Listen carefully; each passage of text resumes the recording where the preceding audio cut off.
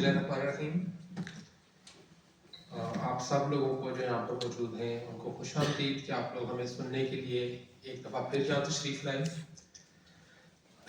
जैसे कि आप सबको पता है कि 2D डाटा मैट्रिक्स या बारकोड प्रिंटिंग का जो काम है वो 2017 में स्टार्ट हुआ था। एक SRO था 470, उसके बाद वो स्टार्ट हुआ। अनफॉर्चुनेटली बहुत सारी वजूहात की बिना पर उसकी प्रॉपर इम्प्लीमेंटेशन नहीं हो सकी। उसमें कुछ इंडस्ट्री का रोल था, कुछ ड्राफ्ट एंड के ऊपर कुछ प्रॉब्लम्स थे, कुछ एम्बिग्विटीज थी जिनको दूर करना ज़रूरी था before the final implementation of data SRO। जब से हमारे नए मिनिस्टर साहब आए और हमारे नए CEO साहब आए, उन्होंने दोबारा से इस SRO में जान डाली, दोबारा से इस SRO की इम्प्लीमेंटेशन पे जोर दिया। इसकी वजह ये थी कि ये SRO या 2D डाटा मैट्रिक्स या बारकोड प्रिंटिंग इंडस्ट्री के लिए बहुत ज़रूरी है। इसका मकसद सिर्फ और सिर्फ एक राउंड बॉक्स प्रिंट करना नहीं है, इसके पीछे मल्टीपल लॉजिक्स, मल्टीपल टूल्स हैं जिससे industry, regulator, export, multiple domains में मल्टीपल फवायद हैं। तो हमारे आज का यहाँ जमा होने का मकसद भी यही था कि हम इस SRO में जो इंशाल्लाह आज हमारी अथॉरिटी से अप्रूव होने के बाद कैबिनेट में चला जाएगा, तो उसकी इम्प्लीमेंटेशन से पहले अगर आप लोगों को कोई परेशानियां हैं, आप लोगों की कुछ क्यूरीज हैं, तो हम उनको पहले एड्रेस कर लें, हम उनको पहले आप लोगों को उनके जवाब दे दें, ताकि जब ये चीज़ आ जाए तो आप लोगों को पिछली दफ़ा की तरह परेशानी या प्रॉब्लम ना हो। तो हम एक ब्रीफ प्रेजेंटेशन है, इसके बाद स्टार्ट लेते हैं और इसके बाद जो हमारा असल मकसद है क्वेश्चन आंसर सेशन का, उसके ऊपर हम ज़्यादा टाइम देंगे।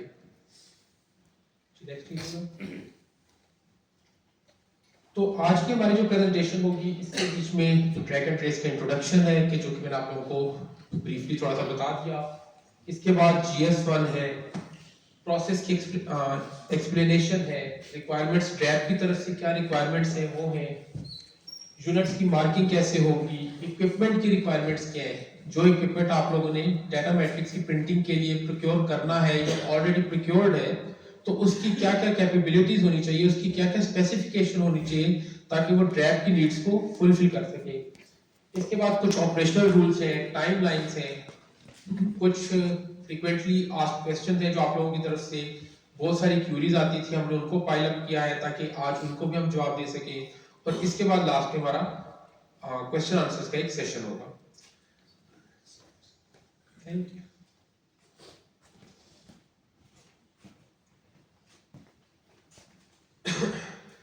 ट्रैक एंड ट्रेस सिस्टम का बेसिक मकसद क्या है? ट्रैक एंड ट्रेस सिस्टम दुनिया के मुख्तलिफ ममालिक में इम्प्लीमेंटेड है। हर जगह के ऊपर उसकी इम्प्लीमेंटेशन का कुछ अपना मकासद है। अगर मैं बात करता हूँ US की, टर्किया की, वहां पर इसका एक बुनियादी मकसद जो है वो इंश्योरेंस क्लेम्स को रेगुलेट करना है। अगर इसी तरह हम बात करते हैं इसकी इंडिया में, वहां पर इसकी इम्प्लीमेंटेशन का मेजर मकसद जो है वो एंटी काउंटरफीट टूल के तौर पर है। तो पाकिस्तान में जो हम track and trace system implement करने जा रहे हैं, या जिसको आम अल्फाज में हम बारकोड प्रिंटिंग या 2D डाटा मैट्रिक्स की प्रिंटिंग कहते हैं, पाकिस्तान में इसका जो मकसद है जिसकी वजह से हम इसको इंप्लीमेंट कर रहे हैं वो है इंक्रीज्ड पेशेंट सेफ्टी, कि safe medicine to patients. Track and trace की इंप्लीमेंटेशन के बाद safe medicine to patients possible है। मेडिकेशन एरर्स पे रिडक्शन, काउंटरफीट की डिटेक्शन, ट्रेसेबिलिटी, प्रोडक्ट की रिकॉल्स। अगर अभी कोई प्रोडक्ट की रिकॉल आती है तो हमारे पास उसको सिस्टमैटिकली रिकॉल करने का कोई मैकेनिज्म मौजूद नहीं है। लेकिन अगर हमारे मुल्क में track and trace system implement हो जाते हैं तो हमें एग्जैक्टली पता होगा कि किस फार्मेसी के पास, किस डिस्ट्रीब्यूटर के पास, किस हॉस्पिटल में कौन सा मेडिसिन या क्लास ऑफ मेडिसिन मौजूद है, उसकी कितनी क्वांटिटी है, उसकी एक्सपायरी या बेस्ट बिफोर डेट क्या है। ये तमाम इंफॉर्मेशन जो होगी वो ड्रैप के एंड के ऊपर और उस मैन्युफैक्चरर के एंड के ऊपर हम वक्त अवेलेबल होगी।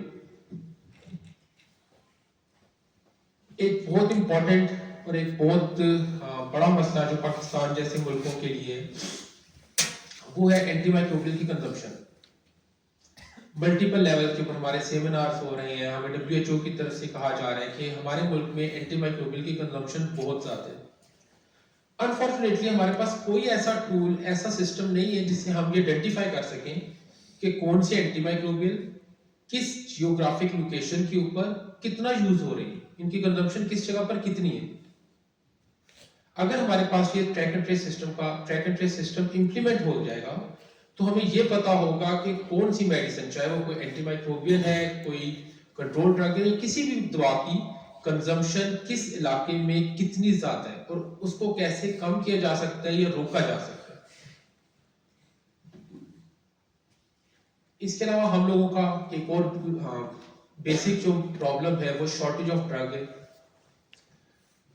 कोई ड्रग जो है वो किसी एक जियोग्राफिक लोकेशन के ऊपर अबंडेंट पड़ी होगी, किसी दूसरी जगह के ऊपर अवेलेबल ही नहीं होगी।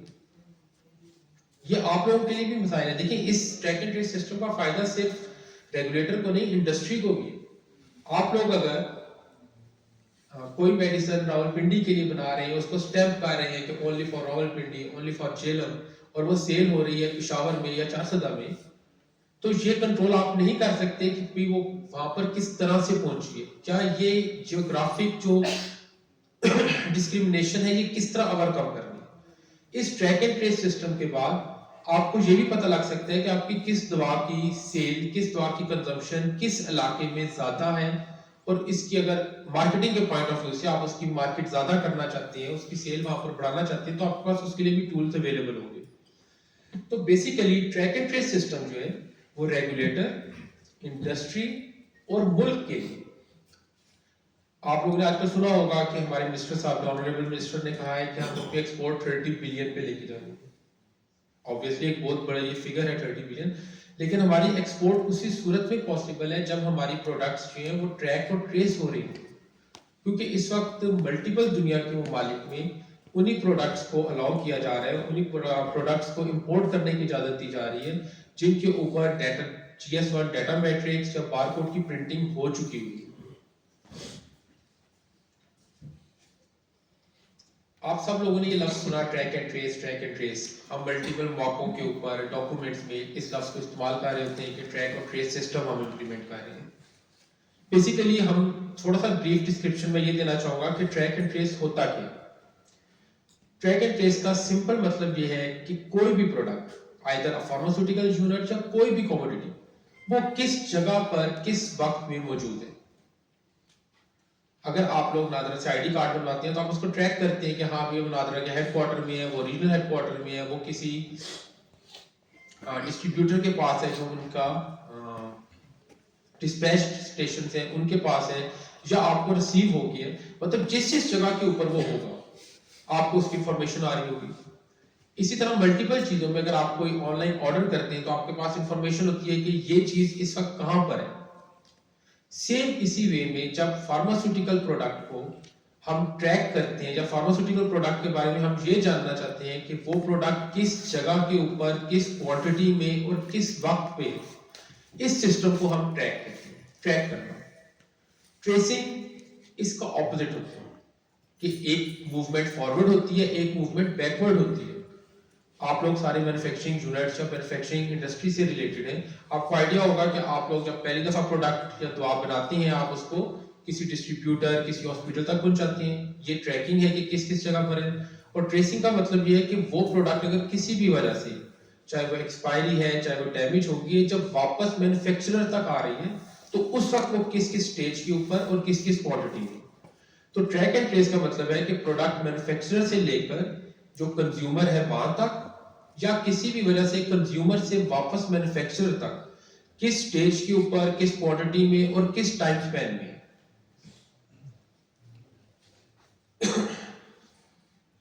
आप में से मेजॉरिटी कंपनीज जो इस वक्त पाकिस्तान में जो फार्मास्यूटिकल इंडस्ट्री है वो डाटा मैट्रिक्स की प्रिंटिंग कर रही है। ये बहुत खुशाइन बात है कि मेजॉरिटी कंपनीज जो है इस वक्त वो डाटा मैट्रिक्स की प्रिंटिंग कर रही है। प्रॉब्लम ये आ रही है कि कुछ कंपनीज उस प्रिंटिंग को उस लेवल का या उस तरीकेकार से नहीं कर रही जो कि ट्रैप की रिक्वायरमेंट या इंटरनेशनल रिक्वायरमेंट है। मतलब आप लोग काम कर रहे हैं लेकिन वो काम उस स्टैंडर्ड, उस लेवल के ऊपर नहीं है जिस तरह होना चाहिए। इसके बारे में बहुत सारे कुछ मिसकंसेप्शंस हैं, कुछ इसमें बहुत सारे कंफ्यूजन्स हैं।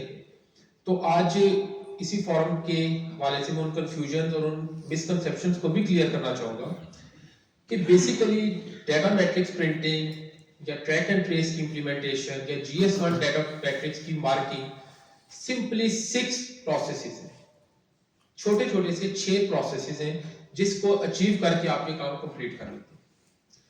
प्रोसेस नंबर 1, आप लोगों ने GS1 कोई प्राइवेट कंपनी नहीं है। GS1 एक international not for profit organization है। ग्लोबली जितनी भी हेल्थ केयर प्रोडक्ट्स हैं, दुनिया में कोई भी हेल्थ केयर प्रोडक्ट है, उसके ऊपर जो उसकी आइडेंटिफिकेशन है वो GS1 करते हैं। GS1 के अलावा और कोई ऑर्गेनाइजेशन इस वक्त दुनिया में हमारे पास ग्लोबली एग्जिस्ट नहीं करती जिसके पास इतनी बड़ी कैटलॉग मौजूद हो। क्योंकि हमारा फोकस एक्सपोर्ट के ऊपर भी है, तो हमने उसी ऑर्गेनाइजेशन को चूज करना है या उसी ऑर्गेनाइजेशन पे जाना है जिसको बाकी सब लोग मान रहे हो। तो इस मकसद के लिए GS1 हमने चूज किया है, ग्लोबल स्टैंडर्ड्स।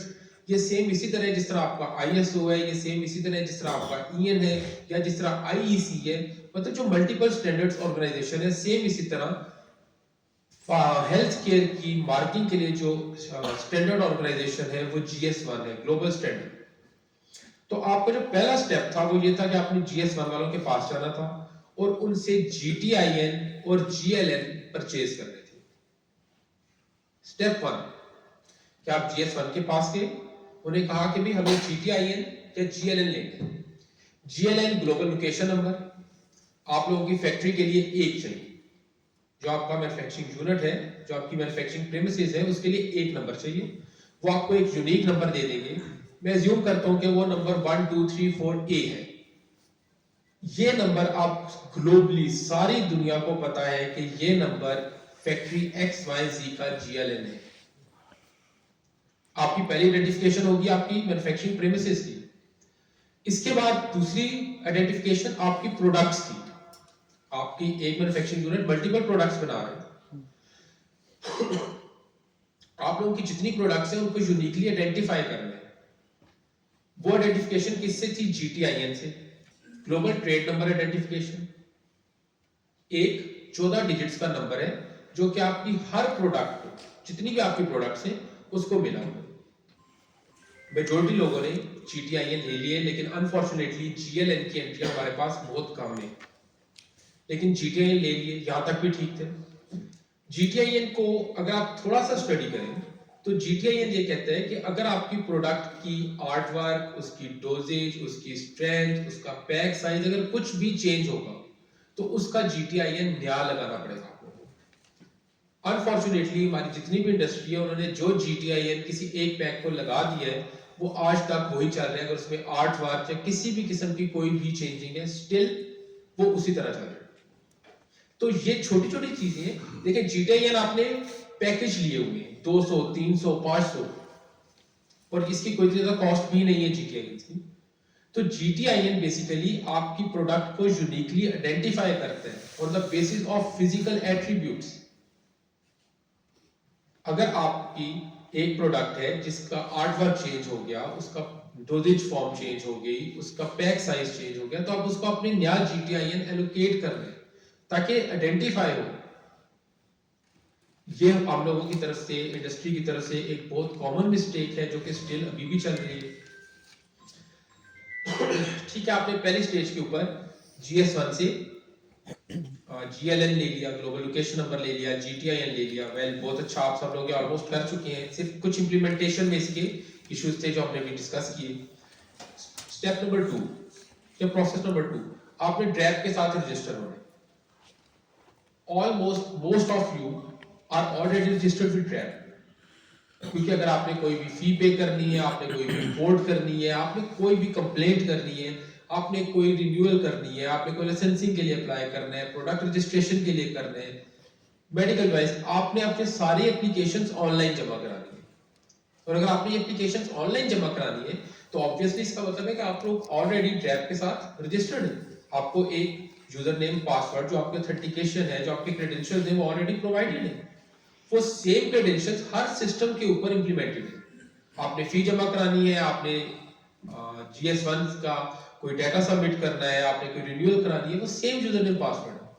तो ये दो स्टेप्स के दो प्रोसेसेस तो ऑलरेडी आप लोग कर चुके हैं।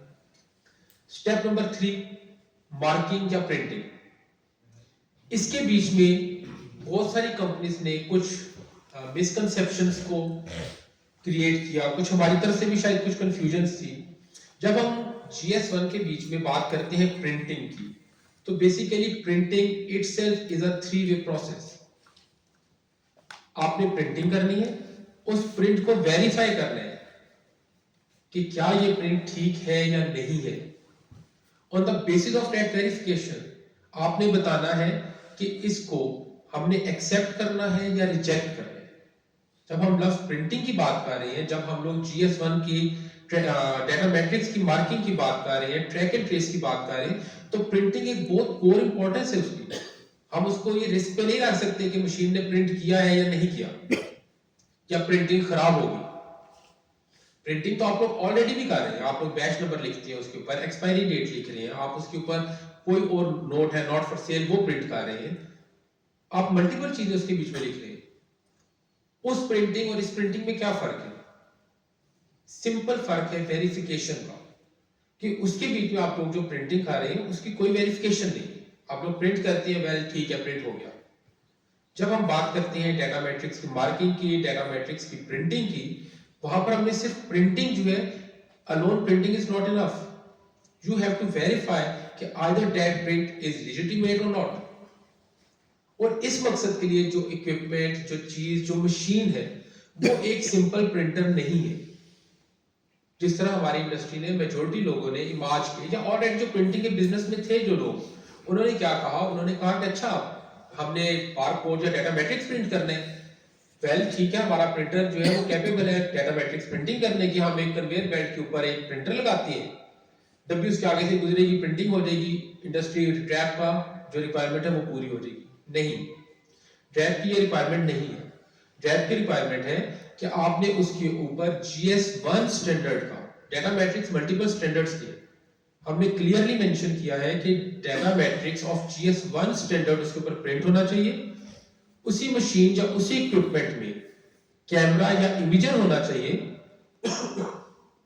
जो कि वेरीफाई करेगा कि जो प्रिंटिंग हुई है क्या वो अप टू मार्क है, क्या वो स्टैंडर्डाइज्ड है। अगर वो है तो वो मशीन उस पैक को, उस चीज को एक्सेप्ट करेगी और आपकी पैकिंग लाइन के ऊपर, आपके फाइनल जो कार्टनिंग है उसके ऊपर उसको अलाउ करेगी। और अगर किसी वजह से वो प्रिंटिंग ठीक नहीं है तो वो मशीन उसको रिजेक्ट करेगी, आइदर फ्रॉम न्यूमेटिक सिलेंडर या एयर ब्लोअर, जो भी उसमें मैकेनिज्म मौजूद है। यही दो मैकेनिज्म कॉमनली अवेलेबल है। ये स्टेप हो गया। नेक्स्ट स्टेप कि आपने प्रिंटिंग भी कर दी, आपने हमारे मुताबिक जिस तरह हमने कहा था कि आपने प्रिंटिंग, वेरिफिकेशन और डिसीजन लेके प्रिंटिंग कर दी, तो what will be the next step? अब आपने क्या करना है? अब आपने वो डाटा जो है, वो डाटा क्या है कि कौन कौन से यूनिट्स जो हैं वो मार्क हो गए और उनके क्या क्या नंबर है, वो डाटा आपने ट्रैप को सबमिट करवा दें। ये total track and trace system का मैकेनिज्म है, ये total track and trace system की कोर है। सिर्फ ये 5-6 प्रोसेसेस या 5-6 स्टेप्स। और अनफॉर्चुनेटली हमारी इंडस्ट्री इन्हीं स्टेप्स में कंफ्यूज हो जाती है या इन्हीं स्टेप्स में उलझ के रह जाती है। कुछ वजूहात शायद हमारे जो सोल्यूशन प्रोवाइडर्स या वेंडर्स हैं, जो कि इक्विपमेंट प्रोवाइडर्स हैं, उनकी वजह से, कुछ शायद हमारे ट्रैप के साथ आप लोगों का इंटरेक्शन उस तरह नहीं है कि आप लोग पूछ सके चीजों को या चीजों को क्लैरिटी की तरफ लेके जा सके।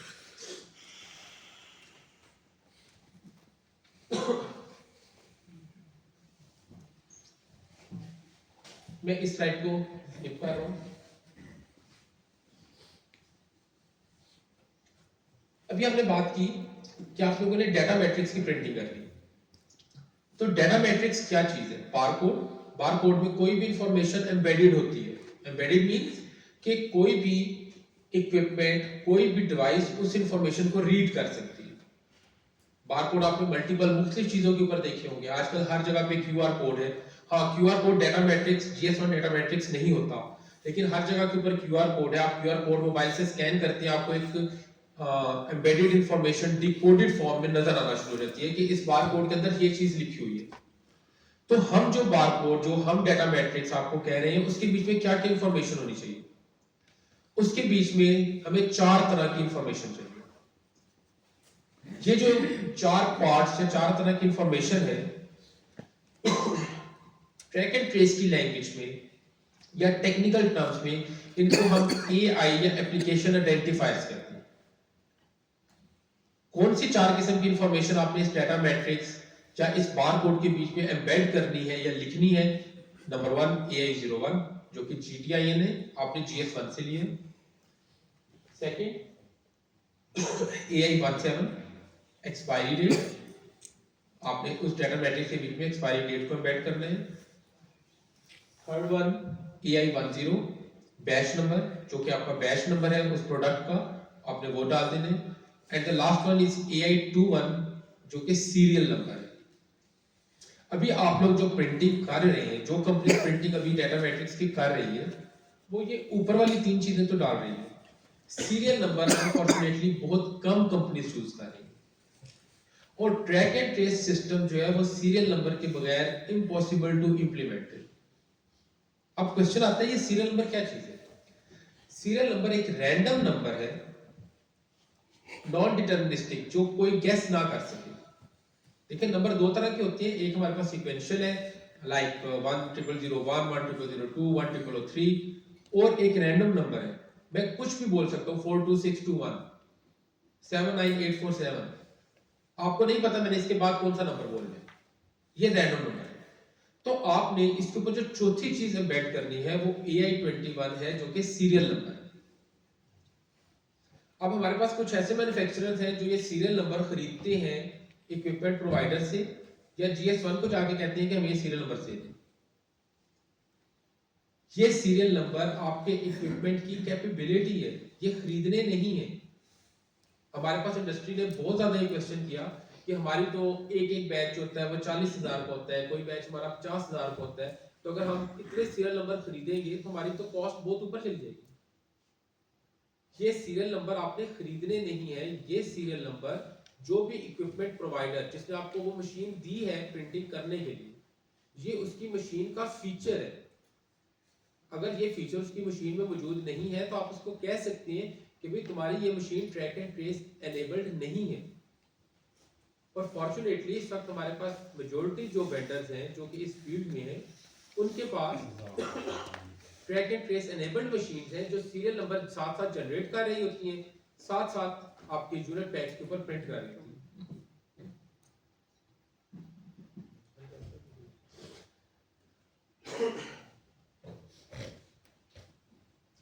अब क्वेश्चन है कि AI01 और AI21 में क्या फर्क है? दोनों आइडेंटिफिकेशन है। जो AI01 है GTIN, यह आपकी सिंगल प्रोडक्ट के लिए सिंगल एक यूनिट, आपकी एक प्रोडक्ट थी सिप्रो, उसका 14 डिजिट का कोई GTIN होगा, it will remain the same for the entire life cycle of that product unless and until कि उसमें कोई आर्ट वर्क, कोई डोजेज, कोई स्ट्रेंथ या किसी किस्म की चेंजिंग ना आ जाए, तब तक ये इंटायरली सेम रहेगा उसका GTIN। और जो सीरियल नंबर है ये हर यूनिट पैक का यूनिक होगा, हर यूनिट पैक का चेंज होगा।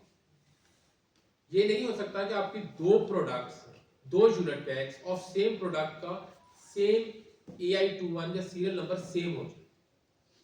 लेकिन जब आप अपने सॉल्यूशन प्रोवाइडर या इक्विपमेंट प्रोवाइडर्स के साथ बातचीत करेंगे तो आपको आइडिया हो जाएगा कि ये सीरियल नंबर उन्होंने जनरेट करके देने हैं और इसी की प्रिंटिंग वो करके देगा।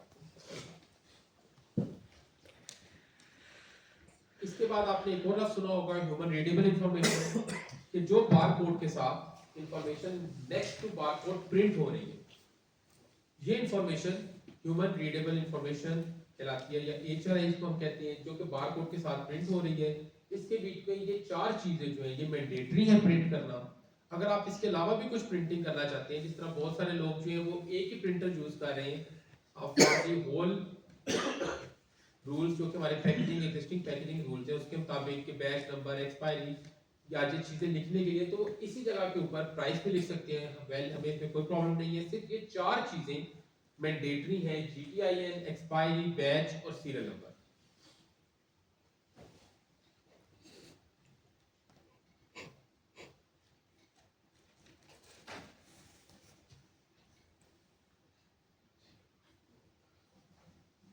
ये एक डेमो मशीन, ये पाकिस्तान में अवेलेबल नहीं है, ये एक इंटरनेशनल ब्रांड की मशीन है जो कि आप लोगों को सिर्फ रेफरेंस के तौर पे दिखाने के लिए। इस मशीन के बीच में, जो कि 2.5 से 3 फुट की मशीन है, इसके बीच में प्रिंटर, कैमरा और इंजेक्शन सिस्टम, तीनों चीजें मौजूद है।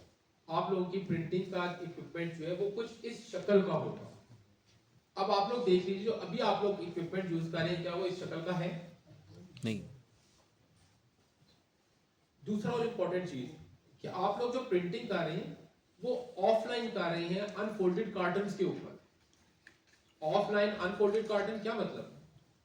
कि आपका प्रिंटिंग का एरिया एक अलग रूम है, वहां पर एक bunch of unfolded carton print होते हैं।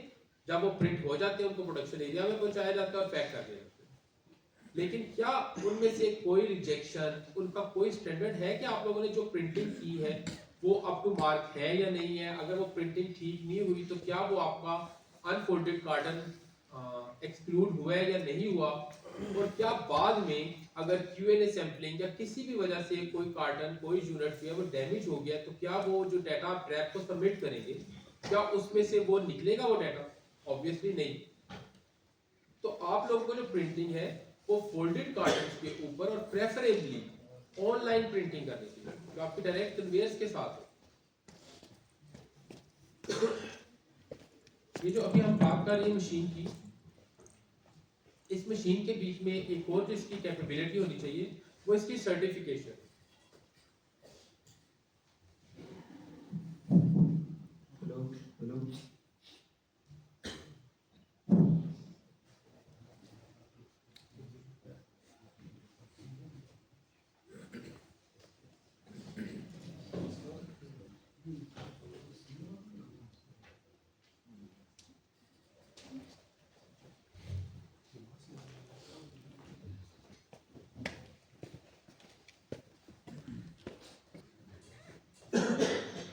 Sorry for the interruption.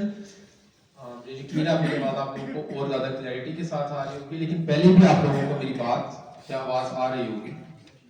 तो हम जिस मशीन की बात कर रहे हैं, जिस तरह आप कोई भी मशीन लेते हैं, आप मैन्युफैक्चरिंग एरिया में एक मैन्युफैक्चरिंग से रिलेटेड कोई मशीन ले रहे हैं, तो आप ऑब्वियसली चेक करेंगे कि इसका जो SS है वो कौन सा है। क्या वो 304 है, क्या 316 है? देखिए एक स्टैंडर्ड है ना, हर चीज का एक स्टैंडर्ड है। तो इसी तरह इस मशीन के लिए भी कुछ स्टैंडर्ड्स हैं। चूंकि डाटा रिलेटेड मशीन है, इस वजह से इसकी जो सर्टिफिकेशंस या इसके जो स्टैंडर्ड्स हैं वो 21 CFR 11 है, वो GAMP है कि आप जो मशीन ले रही हैं एटलीस्ट वो इन दो सर्टिफिकेशंस को या इन दो सर्टिफिकेशंस की भी जो कोर क्लॉजेस हैं उसको सेटिस्फाई कर रही है। पर ये चीज आपको आपका जो इक्विपमेंट प्रोवाइडर, जो आपका मैन्युफैक्चरर है, उसने बतानी है। और अगर आप ऑलरेडी मशीनें ले चुके हैं, जो मेजोरिटी लोग ले चुके हैं, तो आप लोग अपने इक्विपमेंट प्रोवाइडर या मैन्युफैक्चरर को कहेंगे कि भी हमें हमारी मशीनों में ये फीचर्स डाल के दो।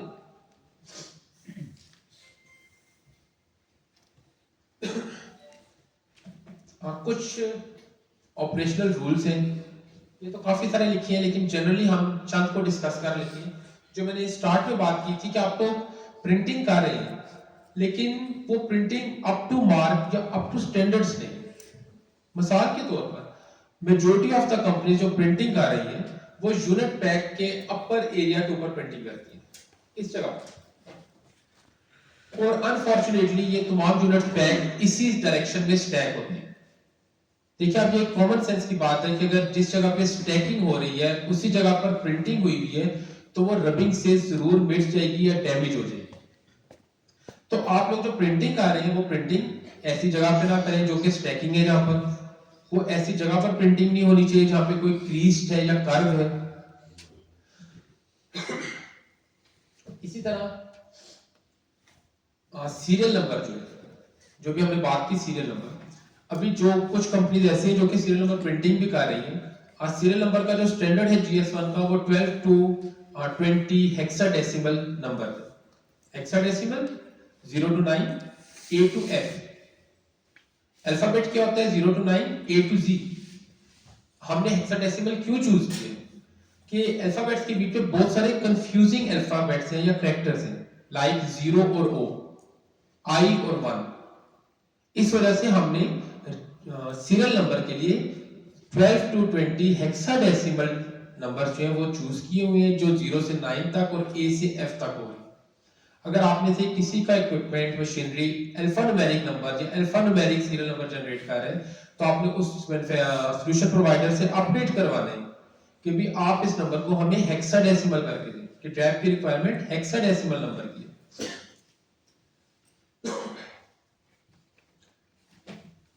लास्ट पॉइंट पे चलते हैं। हमें बहुत सारी कंप्लेंट्स आई कि जी रिजेक्शन का रेट बहुत ज्यादा होता है, अप टू 50% रिजेक्शन हो जाती है, हमारी मैन्युफैक्चरिंग कॉस्ट बहुत बढ़ रही है। वेल, आप लोग सही कह रहे हैं, लेकिन इसका reason track and trace system नहीं है, इसका रीजन इसकी पुअर इंप्लीमेंटेशन है। आपका एक यूनिट पैक है जिसका सबस्ट्रेट जिस मटेरियल से वो बना है वो ग्लेज्ड है, वो चमक वाला है, और उसके ऊपर आप एक्वस या वाटर बेस्ड इंक से प्रिंटिंग करेंगे तो ऑब्वियसली वो पैक रिजेक्ट ही होगा, क्योंकि वो उसकी प्रिंटिंग के लिए वो है नहीं, उसका स्टैंडर्ड नहीं है। आपको पता होना चाहिए कि हाँ भी अगर ये ग्लेज्ड सरफेस है तो इसके ऊपर मैंने सॉल्वेंट बेस्ड इंक यूज करनी है, और ये काम भी आपके इक्विपमेंट प्रोवाइडर का है कि वो आपको गाइड करे कि किस सबस्ट्रेट के ऊपर कौन सी इंक जो है वो बेस्ट सूटेबल है, ताकि आप लोगों का रिजेक्शन रेट जो है वो लोअर किया जा सके। और मोस्ट ऑफ द कंपनीज जो है इस वक्त रिजेक्शन रेट लेस देन 1% दे रही है, जो कि ये काम कर रहे हैं बिजनेस में जुड़े लोग। इसी तरह हमारे एक साथी कंपनी है, उन्होंने पिगमेंटेड बेस्ड इंक मंगवाई हुई है, उसको ड्राई होने के लिए यूवी से 1 सेकंड के अप्रोक्सीमेटली टाइम चाहिए होता है। उनकी प्रोडक्शन लाइन काफी हाई है, अब उन्होंने इंक चूंकि पिगमेंटेड मंगवाई हुई है तो वो 1 सेकंड तो ड्राई होने में लगता है, अप्रोक्सीमेटली 1 सेकंड प्रिंटिंग में लगता है, तो पर मिनट उनकी जो प्रोडक्शन है वो 30 की। लेकिन अगर वही TIJ प्रिंटर के साथ TIJ इंक यूज करें तो वो कैपेसिटी जो प्रोडक्शन कैपेसिटी है वो 200 to 250 है। तो आप लोगों ने बहुत वाइसली चूज करना है कि जो भी प्रिंटिंग कर रहे हैं हम, जो भी प्रिंटिंग हो रही है, क्या वो हमारे स्टैंडर्ड के मुताबिक, क्या वो ऑप्टिमाइज्ड है या नहीं। ये एक छोटी सी एग्जांपल है, इस तरह के मल्टीपल फैक्टर्स हैं जो कि प्रिंटिंग या GS1 की मार्किंग में आप लोगों को दरपेश आएंगे। हम लोगों ने इसके लिए ट्रैप में एक हेल्पलाइन भी रखी हुई है, आप हमें कॉल कर सकते हैं, ईमेल कर सकते हैं, हमारा कंप्लेंट मैनेजमेंट सिस्टम है, आप उससे पूछ सकते हैं कि कौन सा इक्विपमेंट, कौन सी चीज आपको ज्यादा बेस्ट सूट करेगी। अगर आपको कोई प्रॉब्लम या परेशानी आ रही है तो हम उसका आपको रिस्पॉन्स या जवाब दे सकते हैं।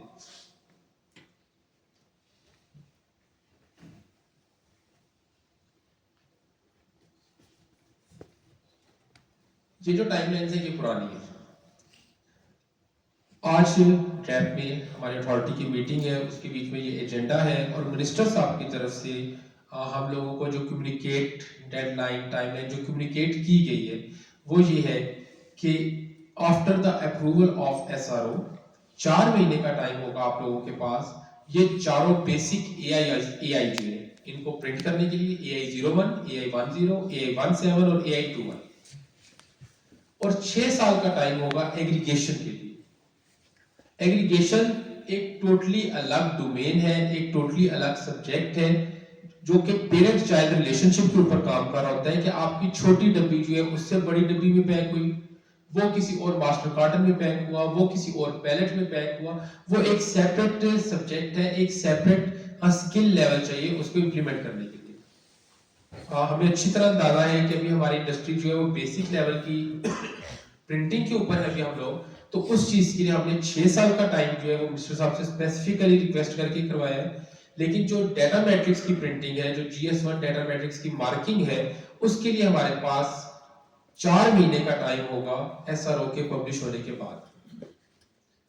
अब आप लोग कहेंगे कि 4 महीने का टाइम बहुत कम है, लेकिन आप लोग ये भी नोट कीजिए, आप लोग ये भी देखिए कि ये प्रोजेक्ट 2017 में स्टार्ट हुआ, मतलब 5 और 3 8 साल, अप्रोक्सीमेटली 8 इयर्स। तो 8 साल तक आप लोग काफी स्टेप्स आगे बढ़ गए होंगे। अगर कोई साहब, कोई दोस्त हमारे भी थोड़े से पीछे हैं तो स्टिल उनके पास टाइम मौजूद है। एसआरओ की अप्रूवल में भी 2-3 महीने लग जाएंगे, उसके बाद फिर 4 महीने का आप लोगों के पास टाइम पीरियड होगा, तो अप्रोक्सीमेटली 7 से 8 महीने का टाइम इनफ है इस बेसिक ट्रैक एंड ट्रेस के डाटा मैट्रिक्स की मार्किंग या प्रिंटिंग करने के लिए। इसके बाद ये कुछ वो क्वेश्चंस हमने नोट किए हैं, कुछ वो क्वेश्चंस हैं जो मुख्तलिफ मौकों के ऊपर इंडस्ट्री या आप लोगों के भाई पूछते रहे हमारे से, हमने उन सबको एक जगह पर पाइल अप किया ताकि ये सबको ये चीज पता लग जाए। मिसाल के तौर पर कि ये किस किस दुआ के ऊपर एप्लीकेबल है। तो पॉइंट नंबर 1 है कि तमाम allopathic drugs including biological for human and vet. दूसरा पॉइंट इसका बहुत इंपॉर्टेंट है कि बहुत सारी ऐसी पैक्स हैं, बहुत सारे ऐसे पैक साइज हैं जिनके ऊपर डाटा मैट्रिक्स की printing for the time being possible नहीं है। कुछ आई ड्रॉप्स हैं, कुछ ऑइंटमेंट्स हैं, सेकेंडरी पैक होता ही नहीं है, डायरेक्ट प्राइमरी पैक जो होते हैं उसी को उन्होंने सेलेबल यूनिट बनाया हुआ है। तो ऐसे तमाम केसेस में उनको बोर्ड एग्जेम्पशन दे सकते हैं। आप एग्जेम्पशन अप्लाई करेंगे, आपकी उस प्रोडक्ट या क्लास ऑफ प्रोडक्ट को एग्जेम्पशन मिल जाएगी। अगर किसी जगह के ऊपर किसी भी टेक्निकल प्रॉब्लम की वजह से प्रिंटिंग पॉसिबल नहीं है तो उस चीज की एग्जेम्पशन आपको बोर्ड दे सकते हैं।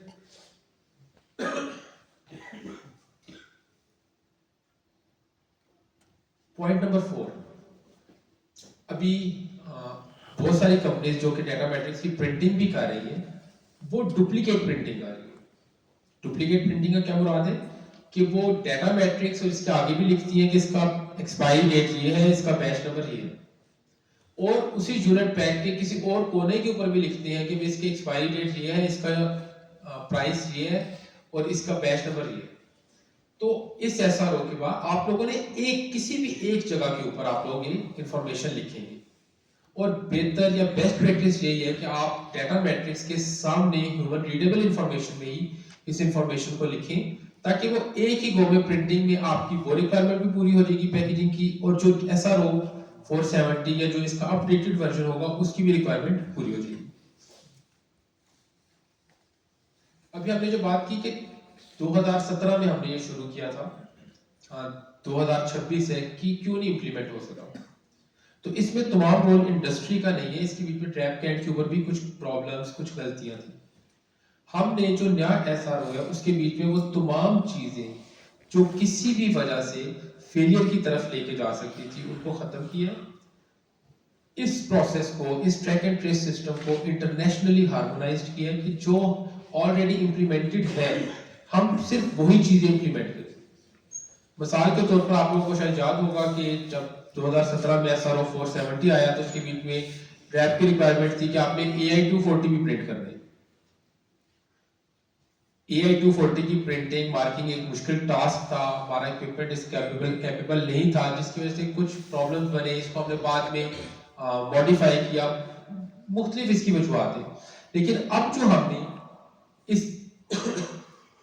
नए एसआरओ के बीच में जितनी भी चीजें हमने आपको मांगी हैं, जितनी भी चीजों का कहा है, वो इंटरनेशनली हार्मोनाइज्ड हैं, वो इंटरनेशनल बेस्ट प्रैक्टिसेस हैं, और उनकी इंप्लीमेंटेशन में आप लोगों को किसी किस्म का कोई चैलेंज, कोई परेशानी नहीं होगी। असल चीज सिर्फ ये है कि आप लोगों को एग्जैक्ट प्रोसेस और उस प्रोसेस की इंप्लीमेंटेशन का पता होना चाहिए कि आप लोगों ने क्या प्रिंट करना है, कैसे प्रिंट करना है, उसके बाद डाटा कैसे सबमिट करना है। मिसाल के तौर पर अभी हम बात कर रहे थे प्रिंटिंग की, मैंने आपको कहा कि एक कैमरा लगा होता है जो वेरिफिकेशन करते हैं। बेसिकली उस कैमरे का क्या फायदा है?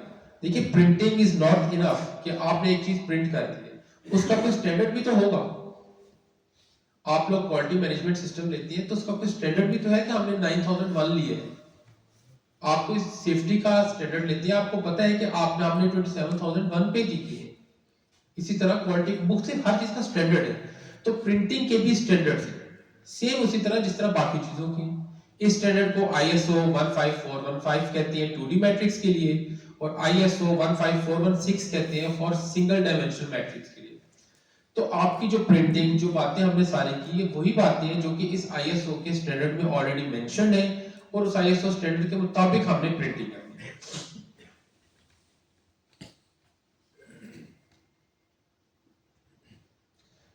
इसके बाद के ड्रैप की रेडीनेस कितनी है। तो आप लोगों ने जब पहले भी, शायद आप में से कोई कंपनी ऐसी होंगी जो ऑलरेडी ड्रैप को डाटा सबमिट कर रही है। कोई है ऐसी कंपनी जो ड्रैप को डाटा सबमिट कर रही है अभी? कोई एक भी नहीं सर। ब्लूम फार्मास्यूटिकल हम कर रहे हैं सर। आप लोग कर रहे हैं। तो आप लोग जो भी डाटा सबमिट कर रहे हैं वो मैंडेटरी नहीं है, मतलब बाकी लोगों को मैं बताना चाहूंगा वो डाटा अभी मैंडेटरी नहीं है, वो उसी SRO 470 की कंटिन्यूएशन में ये लोग डाटा सबमिट कर रहे हैं। और बहुत अच्छी बात है कि इनकी प्रैक्टिस या इनको चैलेंजेस का पता चल गया कि कैसे काम होता है। लेकिन आप लोग जो डाटा सबमिट कर रहे हैं वो DRIS का एक पुराना पोर्टल है जिसपे भी डाटा सबमिट हो रहे हैं। अब हमने इस सिस्टम के लिए एक completely new track and trace system implement किया है। एक और गवर्नमेंट की बॉडी के साथ हमने मिलकर एक बहुत बड़ा डाटा सेंटर स्टेब्लिश किया है जहां पर 5 बिलियन यूनिट बैग्स होते हैं पर एनम पाकिस्तान में मैन्युफैक्चर्ड। 5 बिलियन, 3 साल उसकी एक्सपायरी होती है। तो 15 बिलियन रिकॉर्ड्स जो हैं वो ड्रैप ने रखने हैं, ड्रैप की रिपोजिटरी में मौजूद होने। तो हमने इसको वेल प्रिपेयर किया है, हमने अपना डाटा सेंटर, हमने अपना सिस्टम इस काबिल बना लिया है कि वो आपका ये तमाम 15 बिलियन रिकॉर्ड्स का डाटा अपने पास सेव रख सकता है, सेफली और सिक्योरिटी के साथ। अब हम चलते हैं क्वेश्चन और आंसर्स के सेशन की तरफ कि आप लोगों में से किसी ने कोई क्यूरी हो, किसी ने कुछ पूछना हो, कोई इस प्रोसेस को ऑलरेडी कर रहा है, उसको करने में कोई परेशानी है, तो हम एक और सेशन रखते हैं जिसके बीच में आप लोग सवाल कर लीजिए, आप लोग पूछिए कि आप लोगों को क्या परेशानी है, और हम अपनी पूरी कोशिश करेंगे कि आपकी उन परेशानियों को, आपकी उन क्यूरीज को एड्रेस करें और इसी फॉर्म के ऊपर उनको रिप्लाई करें।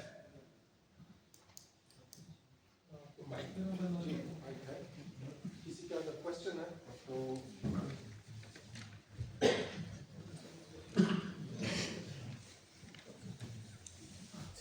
जी अस्सलाम वालेकुम। सर एक तो स्लाइड नंबर 2 पे आपने 2 वर्ड्स मेंशन किए थे, aggregation and child parent relationship.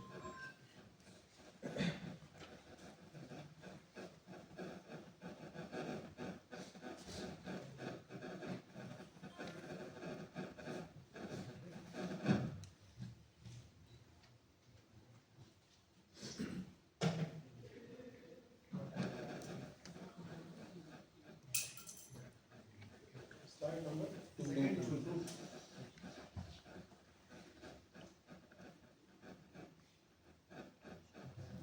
जी भाई आप बताइए। जी एक तो इनको एक्सप्लेन कर दीजिएगा aggregation and child parent relationship को। ठीक है। सेकंड क्वेश्चन ये है कि जिस तरह आपने कहा कि कुछ प्रोडक्ट्स एग्जेम्प्ट करेंगे ड्रैफ्ट ना, तो अब जिस तरह आई ड्रॉप्स हैं उसमें प्राइमरी पैकेजिंग के ऊपर भी डाटा मैट्रिक्स और सेकेंडरी पैकेजिंग के ऊपर भी डाटा मैट्रिक्स प्रिंट होगा कि नहीं। थर्ड ये चीज़ थी कि कुछ ग्लास एम्प्यूल्स होते हैं जो एक बॉक्स के अंदर मतलब 25 एम्प्यूल्स पैक होते हैं, 50 एम्प्यूल्स पैक होते हैं। आपने मेंशन किया था कि हर प्रोडक्ट का इंडिविजुअल सीरियल नंबर होगा, तो उसको कैसे इंश्योर करेंगे हम लोग कि उस एक डब्बे के अंदर 50 एम्प्यूल्स हैं, तो हर प्रोडक्ट के ऊपर कैसे, क्योंकि glass ampoules third party print करके देती हैं। अच्छा, आपका बहुत अच्छे सवाल है तीनों। अब पहले तीसरे सवाल का आपके आंसर करता हूँ कि अगर आपका कोई ऐसी पैकिंग है जिसमें ग्लास एम्प्यूल्स है 25 इन अ सिंगल कार्ड, तो हमने इस प्रेजेंटेशन के स्टार्ट में एक बात की थी कि डाटा मैट्रिक्स की प्रिंटिंग आप लोगों ने कहाँ पे करनी है, सेकेंडरी लेवल की पैकिंग के ऊपर। तो अगर वो ग्लास एम्प्यूल है तो इटसेल्फ प्राइमरी पैकिंग बन जाएगा, और जिस 25 के पैक में आपने उस डब्बे को GS1 डाटा मैट्रिक्स मार्क करना है, अलग अलग उन 25 एम्प्यूल्स को नहीं करना। जो आपका सवाल नंबर 2 था कि एग्जेम्पशन या एग्जेम्पशन किस बेसिस के ऊपर कैसी है। नॉर्मली आई ड्रॉप्स जो है उनका साइज बहुत कम है, और ग्लोबली आई ड्रॉप्स को एग्जेम्पशन मिल जाती है डाटा मैट्रिक्स की प्रिंटिंग के लिए, क्योंकि उसका साइज इतना छोटा होता है कि उसके ऊपर प्रिंटर प्रिंट नहीं कर सकता। तो जो एग्जेम्पशन है वो किसी और कैरेक्टरिस्टिक के ऊपर नहीं है, एग्जेम्पशन जो है वो उसकी पैक टाइप के ऊपर है कि आपकी कोई भी प्रोडक्ट है जिसकी पैक टाइप जो है वो इतनी छोटी है, या कोई भी ऐसी वजह, पैक टाइप छोटी की सिर्फ बात नहीं है, मे बी कि आप लोग एक पेट बॉटल के ऊपर प्रिंटिंग करनी हो आपको जिसका सर्कुलर जो डायमीटर है वो बहुत छोटा हो, तो उस गोलाई के ऊपर प्रिंटिंग नहीं हो सकेगी, अगर हो भी जाएगी तो कैमरा रीड नहीं करेगा। तो इन तरह की तमाम जो डिफिकल्टीज हैं उनको हम लोग बोर्ड में रखकर एग्जामिशन ले लिया। इसके बाद आपका सवाल आ गया स्लाइड फिर बुक की aggregation and child parent relationship कि एग्रीगेशन क्या होती है। अभी हमने बात की कि track and trace system completely हमने इंप्लीमेंट करना है। अभी तो हम पहले स्टेप के ऊपर है कि आप लोगों ने प्रिंटिंग करनी है। मैं एक एग्जांपल लेता हूं कि आपका एक बैच था 40,000 का और आपने वो मार्क कर लिया। अब आपने वो 40,000 जो बैग्स हैं वो भेजने हैं साकिब फार्मर को, डिस्ट्रीब्यूटर को, अदनान डिस्ट्रीब्यूटर को। तो अब ये तो नहीं हो सकता कि आप 20,000 स्कैन्स करें। इस मकसद के लिए इसी पैकिंग में प्रिंटिंग मशीन के साथ एग्रीगेशन का फीचर होता है। वो फीचर क्या करता है कि वो जो आपके मल्टीपल पैक साइज है, मल्टीपल पैक साइज से मुराद ये नहीं कि 2S, 10S और 15S, मल्टीपल पैक साइज से मुराद है कि आपका एक यूनिट है, एक प्रोडक्ट है, वो 6 के डब्बे में पैक होती है मजीद। फिर वो वाले जो डब्बा है जिसमें 6 है वो मजीद 10 के डब्बे में पैक होती है। फिर एक मास्टर शिप पर एक मास्टर कार्टन होता है जिसमें वो 100 होती हैं। फिर एक पैलेट होता है जिसके बीच में वो 500 होती हैं। तो ये जो यूनिट पैक से लेके पैलेट तक या जो भी आप लोगों का स्टैंडर्ड है उस साइज तक जो बीच में ये इंटरमीडिएट मुख्तलिफ लेवल्स हैं, इन लेवल्स के दरमियान जो रिलेशनशिप है उसको एग्रीगेशन या पेरेंट चाइल्ड रिलेशनशिप है। जी आपके तीनों सवाल होगी भी? एक लास्ट क्वेश्चन जी जी एक लास्ट क्वेश्चन ये है कि जिस तरह सिरप है उसमें प्राइमरी और सेकेंडरी पैकेजिंग दोनों में हमें प्रिंट करना पड़ेगा, ऐसे ही है कि नहीं, ओनली यूनिट सिर्फ सेकेंडरी के सेकेंडरी सिर्फ सेकेंडरी के ऊपर प्रिंटिंग करनी है, इसमें प्राइमरी के ऊपर प्रिंटिंग नहीं है। इसके बीच में एक ये थोड़ी सी चैलेंज है कि अगर प्राइमरी पैकिंग ही आपका सेलेबल यूनिट है और उसकी सेकेंडरी पैकिंग है ही नहीं, एक खांसी का सिरप है जिसकी सेकेंडरी पैक ही नहीं है और वो बॉटल अच्छी खासी बड़ी है जिसके ऊपर प्रिंटिंग हो सकती है, तो then you should go for printing on that primary package. Otherwise, only secondary package is mandatory to print. Sir मेरा एक क्वेश्चन है, आपने कहा कि जब मैन्युफैक्चरर जो है इसको पता लगेगा कि जब ट्रैक एंड ट्रेस सिस्टम पूरा हो जाएगा, सिग्नलाइजेशन हो जाएगी, तो उसका पैक अगर हमने जेलम क्लिक किया या ऑलरेडी क्लिक किया तो कैसे हमें कैसे पता चलेगा? वो तो हमसे निकल जाएगा और हमें कैसे पता चलेगा? कैसे पूछा वहां जी बिल्कुल ठीक है, आपका बहुत अच्छा सवाल है ये भी। देखिए अभी आप लोग जब ट्रैप के साथ कम्युनिकेट कर रहे हैं, एक तो वर्बल कम्युनिकेशन है हम दोनों के दरमियान, एक इलेक्ट्रॉनिक कम्युनिकेशन है। आप लोग अपना यूजर नेम पासवर्ड अपनी कंपनी को सिलेक्ट करते हैं, आपके सामने एक डैशबोर्ड आ जाता है। उसके पीछे मल्टीपल इंफॉर्मेशन है कि आपकी प्रोडक्ट्स हमारे पास ट्रैप के पास इतने रजिस्टर्ड हैं, किसकी कौन सी एक्सपायरी हो चुकी है, कौन सी प्रोडक्ट की रिन्यूअल पेंडिंग है, आपके न्यू केसेस कौन सी हैं वगैरह वगैरह।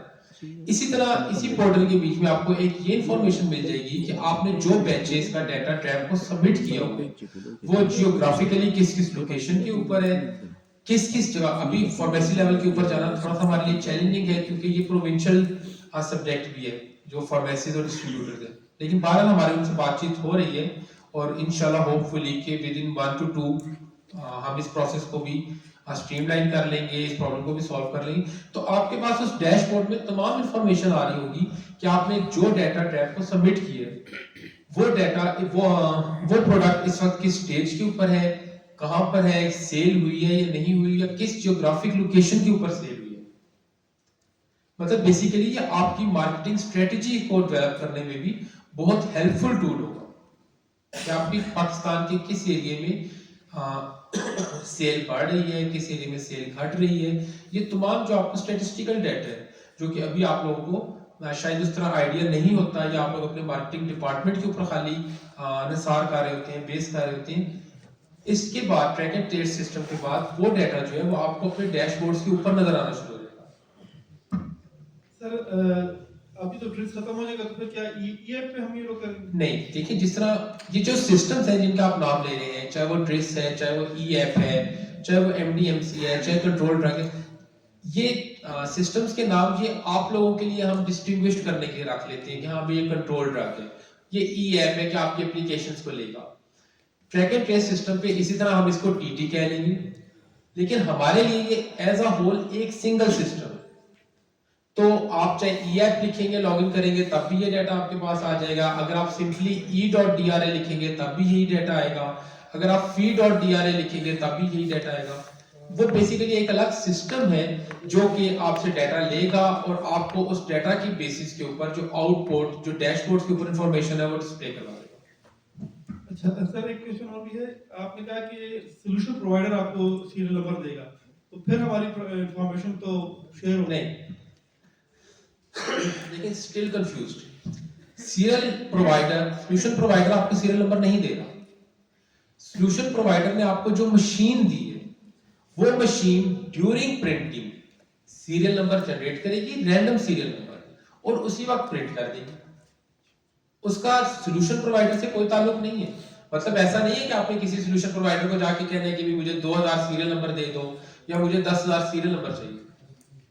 ये कैपेबिलिटी उसकी मशीन में बिल्ट इन मौजूद होनी चाहिए, ताकि आप लोग जो ही प्रिंटिंग स्टार्ट करें वो machine on the fly run time के ऊपर सीरियल नंबर जनरेट करे, साथ ही प्रिंट करे। और ऐसी मशीनें, ऐसी जो ट्रैक एंड ट्रेस की मशीनरी है, ये उसकी बेसिक कैपेबिलिटी है। ये कोई हम उनसे सोल्यूशन प्रोवाइडर से कोई अनोखी वो फरमाइश नहीं करेंगे, ये कैपेबिलिटी है, ये स्पेसिफिकेशन है ट्रैक एंड ट्रेस सिस्टम की, और यही डिस्टिंग्विश करती है ट्रैक एंड ट्रेस सिस्टम को नॉर्मल प्रिंटिंग बिजनेस से।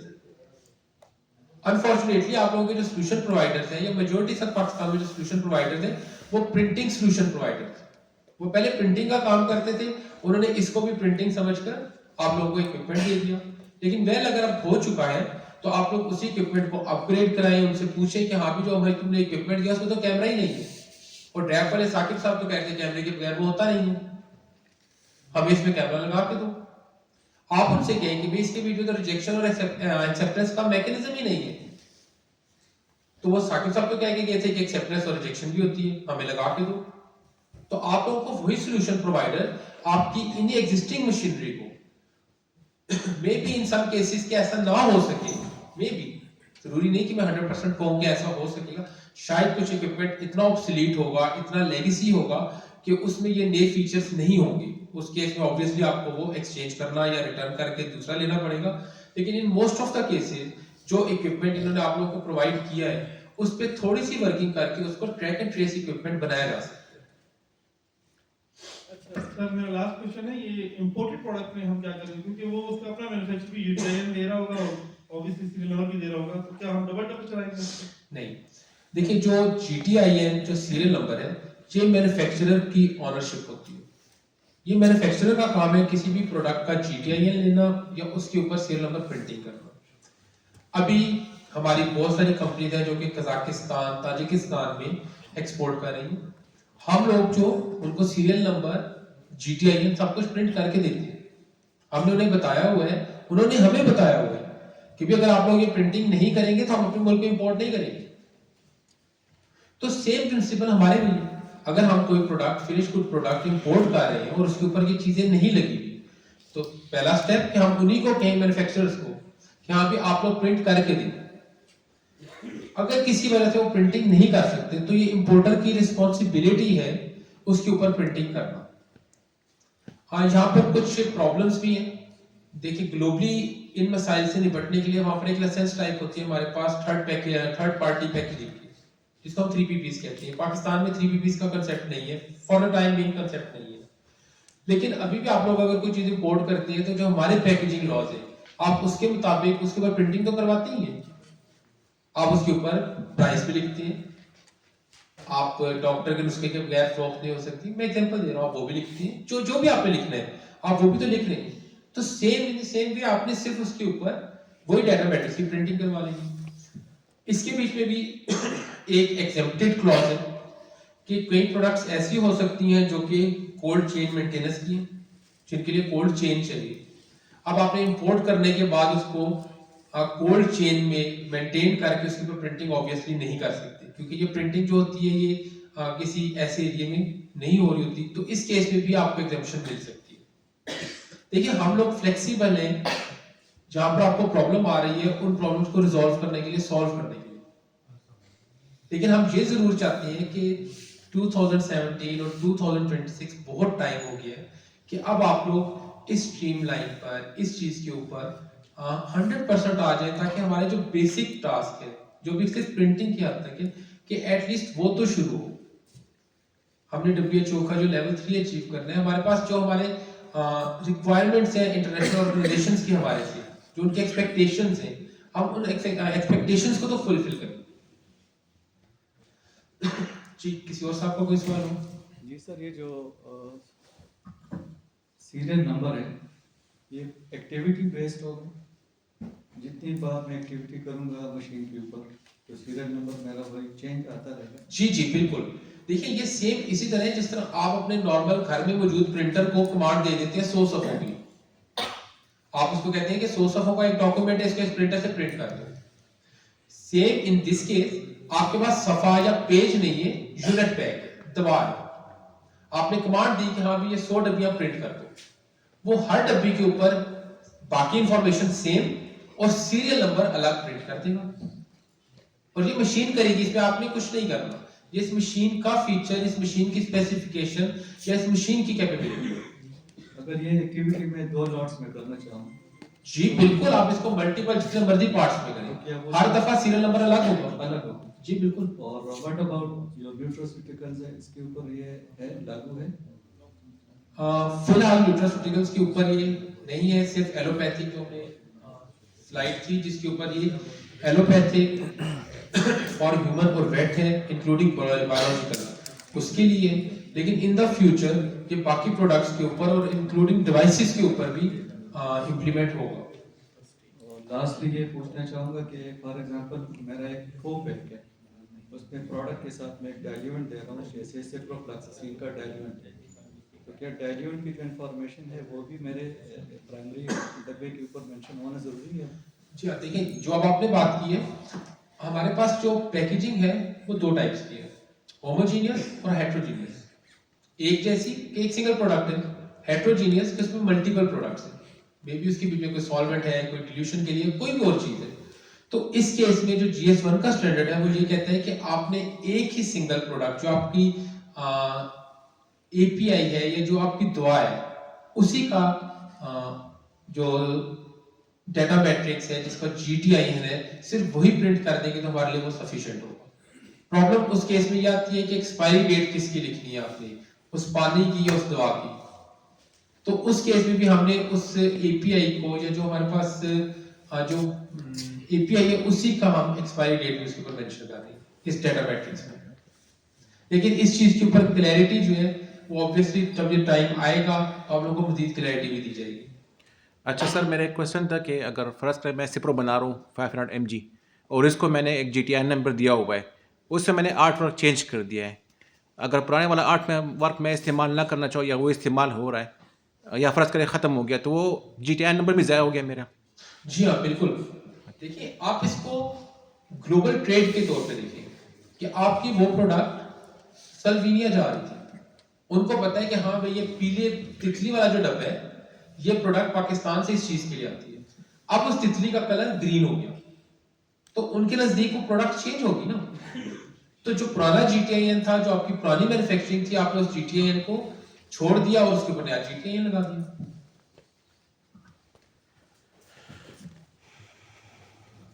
सर ये art of changes not about text, text में अगर कोई चेंज करें तो फिर कोई इशू नहीं है, सिर्फ डिजाइन तक कर दें। देखिए इसमें भी GS1 के बीच में हमारे पास कुछ क्वेश्चन भी है और कुछ इसके बीच में कंट्रोवर्सीज भी हैं कि अगर आप टेक्स्ट चेंज करते हैं और वो टेक्स्ट जो है, मैं एग्जांपल देता हूँ, कोई लेबल क्लेम है तो ऑब्वियसली आपको GTIN चेंज करना चाहिए। लेकिन अगर वो टेक्स्ट ऐसा है जो कि इम्पैक्ट नहीं कर रहा, कि आपकी कंपनी का एड्रेस था पहले लाहौर का, अब उसके ऊपर एड्रेस आ रहा है पेशावर का, तो GS1 इतनी रिलैक्सेशन इतना क्वेश्चन दे देता है कि आप वो GTIN रिटेन कर सकते हैं। लेकिन जो लेबल क्लेम है या कोई ऐसी इंफॉर्मेशन है जो उस प्रोडक्ट की स्पेक्स के ऊपर कोई इफेक्ट डाल रही है, तो फिर ये गुड प्रैक्टिस है, एक अच्छी प्रैक्टिस है कि आप लोग GTIN चेंज करें। और GTIN जो है आप लोगों ने एक्वायर किए हुए लिए हुए हैं, GTIN के पैकेजेस जो है वो शायद 500,000 का पैकेज भी 60-70 हज़ार रुपए। इसमें बेहतर ये होगा सर कि हम पोस्ट रजिस्ट्रेशन वेरिएशन के SOP को फॉलो करें। जी बिल्कुल बिल्कुल बिल्कुल आपने सही कहा। GTIN चेंज कर लें। अगर आप PRVC के केसेस फॉलो करके GTIN चेंज कर ले तो वो सबसे बेस्ट प्रैक्टिस हो जाएगी। जी सर, मेरे इसमें सर क्वेश्चन ये था कि स्लाइड नंबर 6 पे आपने ये चीज़ मेंशन की थी कि आपने 4 थिंग्स जो हैं उसको आपने आइडेंटिफाई करना है। तो what about manufacturing date and price? ये 4 चीज़ें तो मैंडेटरी हैं, और 2 चीज़ें इसको भी काइंडली ज़रा एक्सप्लेन कर दीजिएगा। आपने बेसिकली बहुत टेक्निकल क्वेश्चन पूछ किया है कि प्राइस इसके बीच में क्यों नहीं डाली जा रही। देखिए, हम प्राइस कह रहे हैं कि प्रिंट कर दें, डाटा मैट्रिक्स में ना डालें। इसकी वजह ये है कि जब SRO 470 था उसमें हमने कहा था प्राइस भी डालो। ग्लोबली जो प्राइस का एप्लीकेशन आइडेंटिफायर है वो 8007 है, जिस हमने बात की AI01 है, AI10 है, 17 है, 21 है। इसी तरह जो AI 8007 है वो प्राइस के लिए। लेकिन सारी दुनिया में जो हेल्थ प्रोडक्ट्स की प्राइस है वो एज अ होल नंबर आती है, 237 रुपये, 428 रुपये नहीं सॉरी डॉलर, पाउंड स्टर्लिंग या जो भी वो करेंसी है। पाकिस्तान में ये प्राइस जो है ये है 123.79। तो ये जो डेसिमल है ये इस डाटा मैट्रिक्स के बीच में एम्बेड नहीं हो सकता। तो अगर हम इसकी रिक्वायरमेंट रख देते हैं कि आप लोग इसके बीच में प्राइस भी एम्बेड करें, तो ऑब्वियसली आप लोग पहले महीने में आके कहेंगे कि ये तो एरर आ रहा है, ये तो हमारा डाटा मैट्रिक्स प्रिंट नहीं हो रहा, या अगर प्रिंटिंग हो भी जाती है तो वो रीड नहीं होता, या अगर रीड हो जाता है तो वो GS1 स्टैंडर्ड का नहीं रहता। तो हमने जो पहले मैंने आपसे बात की थी कि हमने वो तमाम चीजें की हैं जो इंटरनेशनल बेस्ट प्रैक्टिसेस हैं। बाकी दुनिया में जहां जहां पर track and trace system implemented है, एक तो ऑब्वियस रीजन ये है कि वहां पर इस तरह मेडिसिन की ट्रेडिंग होती नहीं है, इसलिए उनको प्राइस लिखने की भी जरूरत नहीं है। लेकिन जहां पर होती भी है वहां पर भी वो लोग AI 8007 को इंप्लीमेंट नहीं करते, उसको as a separate human readable के तौर पे तो रखते हैं, लेकिन इस डाटा मैट्रिक्स के बीच में ऐड नहीं करते। और इसके अलावा जो एक चीज इंपॉर्टेंट जो आप लोगों से डिस्कशन में रह गई, इस सारे प्रोसेस का ट्रैक एंड ट्रेस सिस्टम के मल्टीपल फायदे आप लोगों को मैंने बताए हैं। इसमें से एक फायदा जो है वो फायदा है पेशेंट ट्रस्ट का। मैं अगर एक दवा खरीदता हूं, उसके ऊपर एक कोड है, मैं अपने मोबाइल से स्कैन करता हूं और मुझे जवाब मिलता है कि आपकी ये प्रोडक्ट जेन्युइन है, आपकी ये प्रोडक्ट इस तारीख को बनी है, आपकी ये प्रोडक्ट रैप के पास रजिस्टर्ड है, आपकी प्रोडक्ट की ट्रैप के पास ये प्राइस है। आप इस पे जो मर्जी लिख दें, जब आप उस ऐप से स्कैन करेंगे तो आपके पास जो ट्रैप में आप लोगों का डेटा है वहां से सारी इंफॉर्मेशन आ जाएगी कि हाँ भी इस प्रोडक्ट की रजिस्ट्रेशन तो कैंसिल हो चुकी है, इस प्रोडक्ट की रजिस्ट्रेशन जो है वो रिन्यू होनी है या रिन्यूअल नहीं हुई है, जो भी उसका सिनेरियो है।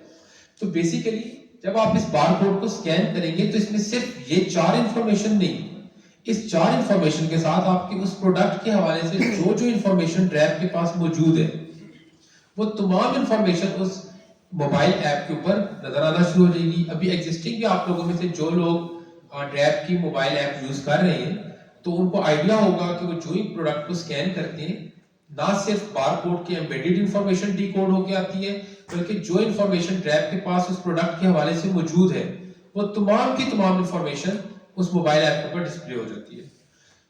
जो हमारी ये मोबाइल ऐप जो हमने भी लॉन्च करनी है एंड्रॉइड और iOS दोनों के लिए, वो ट्रायल फेजेस में है, वो सिर्फ और सिर्फ ये डाटा मैट्रिक्स की स्कैनिंग के लिए नहीं है, वो basically public trust, public safety के लिए। उसी एप्लीकेशन के बीच में फीचर मौजूद होगा कि कोई भी हमारा पेशेंट जो है वो प्रोडक्ट की शॉर्टेज को बता सके, प्रोडक्ट की कोई प्रॉब्लम है उसको बता सके, कोई एडवर्स रिएक्शन है उसको बता सके, ट्रैप के मुतालिक कोई कंप्लेंट है उसको बता सके, डाटा मैट्रिक्स की स्कैनिंग है तो वो भी कर सकते हैं। मतलब वो ऐप मल्टीपर्पज ऐप है। जी, लेकिन सर इसमें ये भी है कि as per packaging rule manufacturing and price should be mention, तो उस चीज को किस तरह से कॉप नहीं आप प्राइस तो मेंशन कर रहे हैं, अलग से प्रिंट करेंगे उसको? आप देखिए ये अभी आपके राइट साइड के ऊपर जो ह्यूमन रीडेबल इंफॉर्मेशन है इसमें GTIN है, एक्सपायरी है, बैच और सीरियल नंबर है। इसके नेक्स्ट लाइन पर आपने प्राइस लिखा, MRP लिखा और आगे कोई भी वैल्यू लिख दी। मैन्युफैक्चरिंग भी डालेंगे उसमें? जी जी बिल्कुल, जो एग्जिस्टिंग पैकेजिंग रूल्स हैं देखें वो तो ऑलरेडी इंटैक्ट हैं, वो तो ऑलरेडी इंटैक्ट है। ये रूल्स जो है ये in addition to that packaging rules है। जैसे कि एग्जिस्टिंग पैकेजिंग रूल में आप लोगों के लिए ये मैंडेटरी नहीं था कि आप GTIN डालें या सीरियल नंबर डालें, तो वो चीजें जो ऑलरेडी मौजूद है वो तो उसी तरह है। जहां पर को इंसिडेंस या को एग्जिस्टेंस आ रही है कि कोई चीज एक दूसरे के साथ डुप्लीकेट हो रही है तो आपने दोनों में से कोई एक चूज करना है। जैसे हमने कहा कि एक्सपायरी डेट, एक्सपायरी डेट अगर यहाँ पर आ गया है तो वेल आप जरूरत नहीं कि आप उस डब्बी के ऊपर किसी और जगह भी एक्सपायरी डेट लिखेंगे। ये जब हमारा एसआरओ आएगा उसके बीच में ये तमाम चीजें क्लियरली मेंशन होगी। राइट। सेकंड क्वेश्चन है सर, ये वेंडर्स के हवाले से आपने प्रिंटर्स को मेंशन किया कि ये इंपोर्ट होगी या फॉरेन है, तो इसमें मैं ये कहता हूँ कि अगर ड्रैप हम मैन्युफैक्चरर को ये थोड़ा सा फैसिलिटेट करें कि आप लोग वेंडर क्वालिफाई कर दें कि ये वेंडर्स हैं जिनसे आप ये सिस्टम लेंगे तो आप इजीली उसको कॉप कर सकते हैं। देखिए आपको ये बात लॉजिकल है और होना चाहिए, लेकिन अनफॉर्चुनेटली कि ये चीज़ ड्रैप के एंड के ऊपर पॉसिबल नहीं है, क्योंकि एक तो इसके बीच में बायसनेस या फेवरिज्म हो सकती है। अगर मेरा कोई जानने वाला है मैं उसी का नाम आप सबको बताऊंगा कि भी उससे ले लो। अगर कोई इंपोर्टर है तो बेशक आप नहीं। बता दें कि फलां, देखिए या कोई इम्प्लीमेंटेशन स्टेज बता दें कि फलां जगह पे देखिए ये जो ऐसा होगा। इम्पोर्टेड प्रोडक्ट्स हैं वो इन प्रोडक्ट्स हमारे लिए यहाँ पर खासी एक्सपेंसिव है, और सेम वही फीचर्स जहाँ पे जो ऑलरेडी मौजूद है कंपनियां उनके पास मौजूद है। मतलब वो प्रोडक्ट जो कंपनियां यहाँ पर सेल कर रही है कुछ को छोड़ दिया, लेकिन मल्टीपल ऐसी कंपनीज मौजूद हैं जो कि इंटरनेशनल स्टैंडर्ड्स की ट्रैक एंड ट्रेस मशीनरी यहाँ पर दे रही है। बल्कि मुझे ये बताते हुए खुशी भी हो रही है कि हमारा एक सोल्यूशन प्रोवाइडर जो इस्लामाबाद बेस्ड है वो मैक्सिको और उन कंट्रीज में एक्सपोर्ट कर रही है इन मशीनों को। मेरा क्वेश्चन भी यही था कि कम से कम एटलीस्ट आप कोई एग्जांपल ऐसी मेंशन कर दें, चलें रैप रिकमेंडेशन ना हो, खुद बता उनसे राब्ता करें। वो तो कंपनी का नाम फिर बताना पड़ेगा। तनवीर साहब है इस्लामाबाद में। बिल्कुल, और आजकल तो देखिए इंटरनेट गूगल का टाइम है, आप लोग गूगल करेंगे आप लोगों को मिल जाएंगे। लास्ट क्वेश्चन स्लाइड 7 पे सर प्लीज, स्लाइड 7।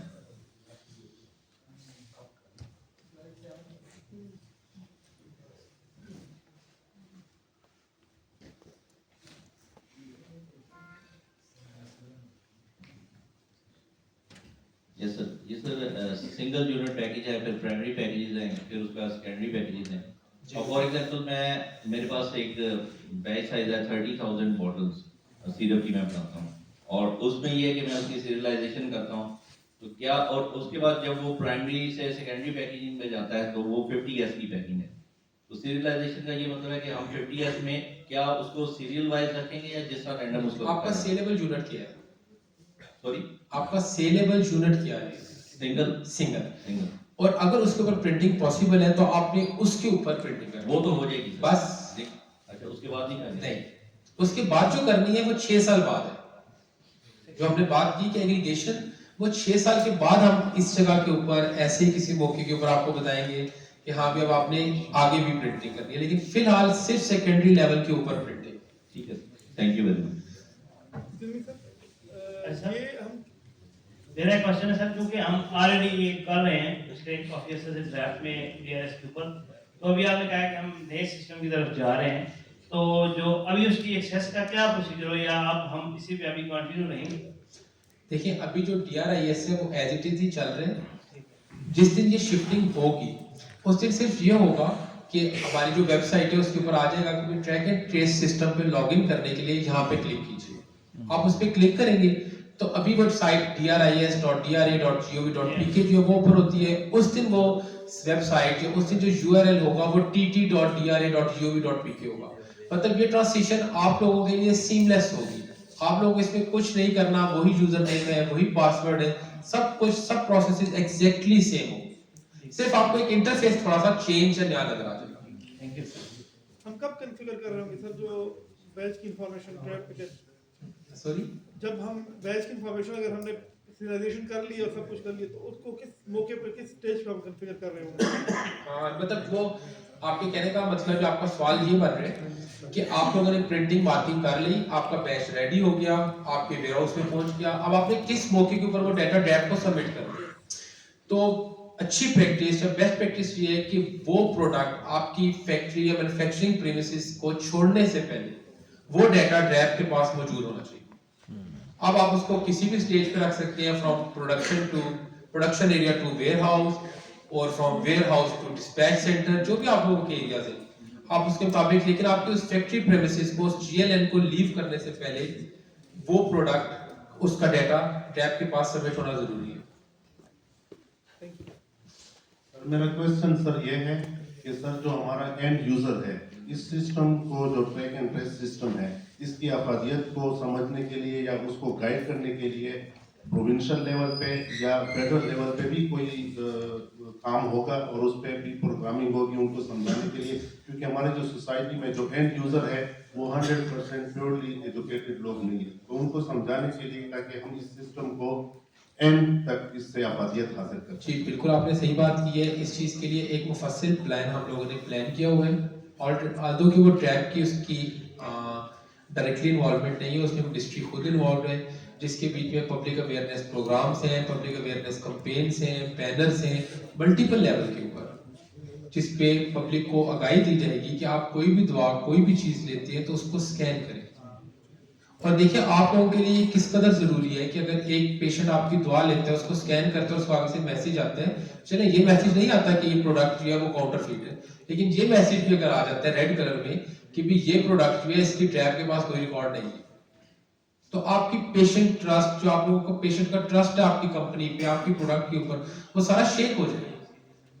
तो इस मकसद के लिए हमने इसके लिए एक बहुत कंप्लीट पब्लिक अवेयरनेस प्लान, जो पब्लिक अवेयरनेस कैंपेन्स जो है वो प्लान किया।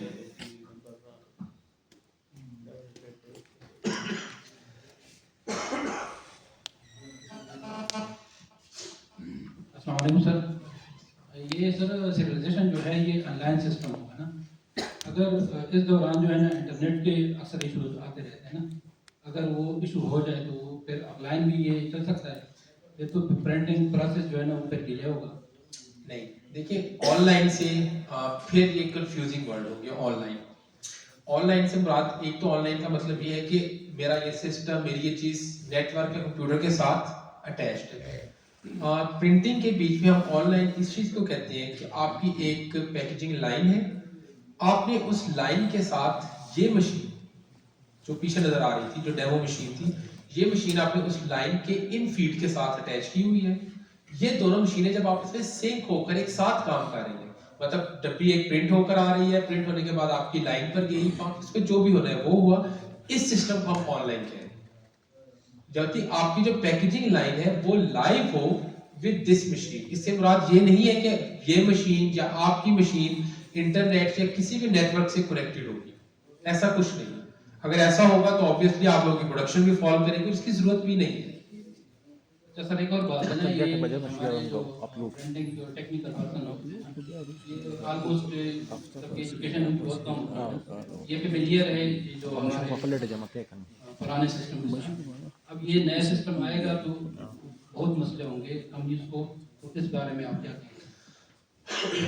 देखिए जो अभी आप लोगों के पास मशीनरी है जो प्रिंटिंग है या प्रिंटिंग इक्विपमेंट, मतलब एक फैंसी वर्ड हो गया ना, printing equipment, track and trace equipment, ये एक फैंसी वर्ड है। बेसिकली क्या है कि एक कन्वेयर बेल्ट है जिसके ऊपर प्रिंटर लगा हुआ था पहले भी, इस मशीन में भी, उसके ऊपर इमेजर या कैमरा नहीं होगा, इसमें एडेड है। उसके बीच में रिजेक्शन बिन नहीं होगी जहाँ पे मिस प्रिंटेड डब्बियां गिरनी है, वो नहीं होगी, इसमें है। तो आपका जो ऑलरेडी स्किल्ड रिसोर्स मौजूद है वो इसको बहुत तेजी से अडॉप्ट कर सकते हैं। और वैसे भी जो इक्विपमेंट प्रोवाइडर या सॉल्यूशन प्रोवाइडर्स होते हैं, ये उनकी रिस्पांसिबिलिटी है कि वो आप लोगों की कैपेसिटी बिल्डिंग करें for the preparation of this printing. देखिए उनकी जिम्मेदारी है कि वो आपके लोगों को, आपके रिसोर्सेज को प्रिपेयर कर सकें। हर प्रिंटिंग मशीन का ऑब्वियसली बटन अलग होगा, लेकिन ये कोई ऐसी चीज नहीं है जिसके लिए किसी भी टेक्निकल रिसोर्स को कुछ ज्यादा टाइम लगे सीखने के लिए।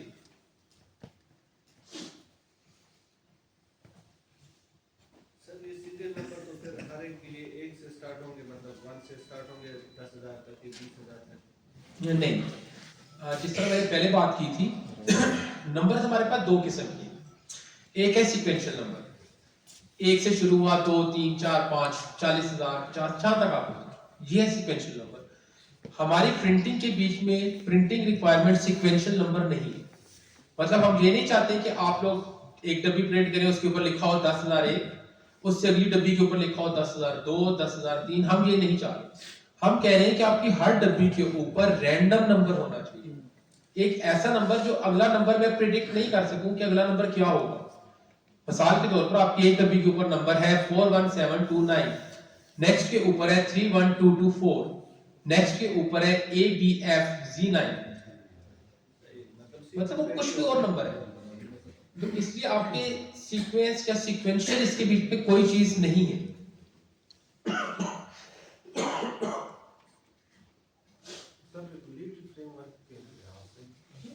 रेगुलेटरी पॉइंट ऑफ व्यू से GTIN नंबर लेट्स से एक प्रोडक्ट को असाइन हो गया, अब वो चेंज होता है तो ये अथॉरिटी को नोटिफाई होगा।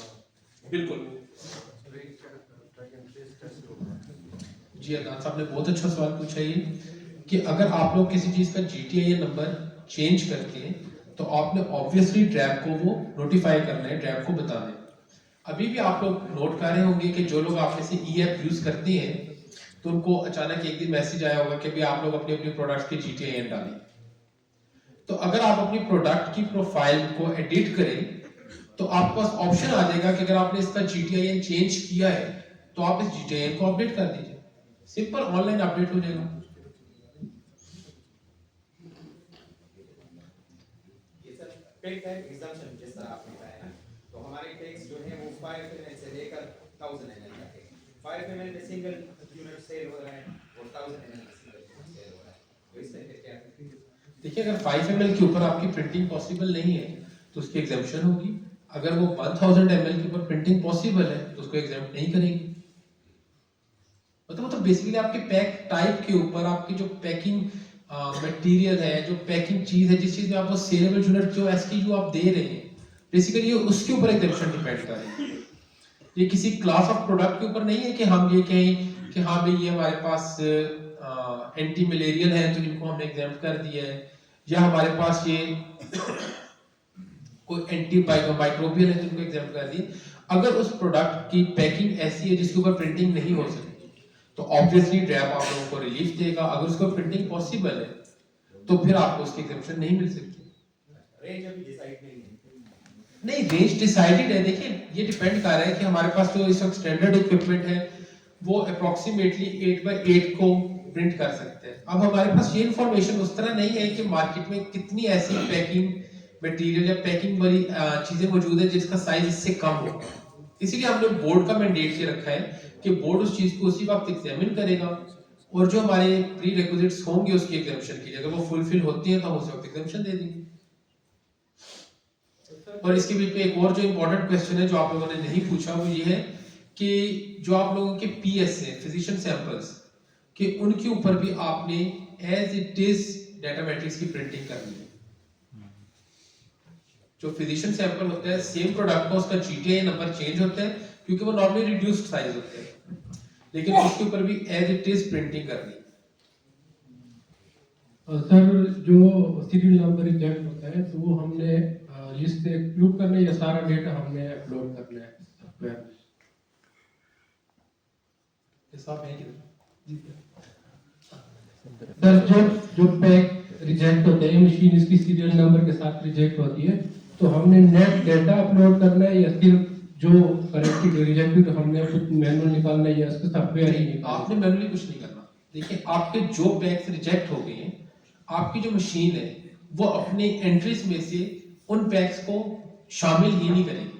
जब आप उस मशीन को कहेंगे ना, आसान उर्दू में मैं बात कर रहा हूँ, आप मशीन को कहेंगे कि भी मुझे वो डाटा दो जो मैंने ड्राइव को जमा करवाना है, तो मशीन सिर्फ वो पैक्स उन पैक्स का डाटा जो है आपको देगी जो कि एक्सेप्टेड रेंज, जो रिजेक्ट हो चुके हैं मशीन आपको उसका डाटा नहीं देगी। आपके रिकॉर्ड के लिए मौजूद होगा बीच में, अगर आपने निकालना है कि रिजेक्शन परसेंटेज कितनी है, मेरा इस वक्त रिजेक्शन रीजंस क्या बन रही है, मशीन आपको वो डाटा अपनी जगह पर बता रही होगी, लेकिन जो डाटा ड्रैब को सबमिट करने उस डाटा के बीच में रिजेक्शन यूनिट्स ऐड नहीं करेगी।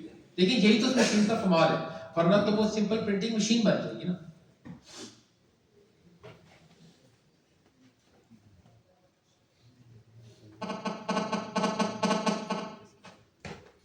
जी किसी को और कोई क्वेश्चन, कोई और क्यूरी, कोई ऐसी चीज जो कि अब तक आप उसमें सर OTC प्रोडक्ट्स है, मिसाल पैरास्टामोल है, उसमें 10 स्ट्रिप्स हैं एक पैक में, हमारा जो एंड यूजर है वो लेने वाला एक स्ट्रिप लेगा, तो वो फिर उसकी जेन्युइन किस तरह होगा कि वो स्ट्रिप जेन्युइन है कि नहीं है, उसको किस तरह करेगा? आपका बहुत अच्छा सवाल है।